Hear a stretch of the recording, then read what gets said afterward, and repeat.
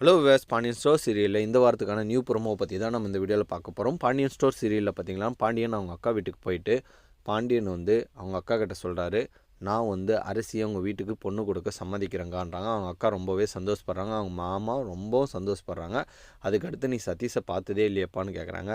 பரவாயில்லக்கா, ஞாயிற்றுக்கிழமை கூப்பிட்டு வாங்க, நேரில் பார்த்து முடிவு பண்ணிக்கலாம் எல்லாத்தையும்ன்ட்டு கிளம்பி வந்துடுறாங்க. அதுக்கடுத்து அரசிக்கிட்ட சொல்கிறாங்க, நான் இந்த மாதிரி உனக்கு ஒரு மாப்பிள்ளையை பார்த்துருக்கேன், சொந்தத்தில் தான் நீ கல்யாணம் பண்ணிக்கணுன்றாங்க. சரிப்பான்றாங்க. உடனே அது யாருன்றதையும் சொல்லிடுறாரு. அவங்க அக்கா பையன் சதீஷ் தான்றதையும் உடனே அரசி ஷாக்காக பார்க்குறாங்க. உடனே நம்மளுக்கு கல்யாணம் ஏற்பாடெல்லாம் பண்ணிட்டாங்களேன்ற மாதிரி.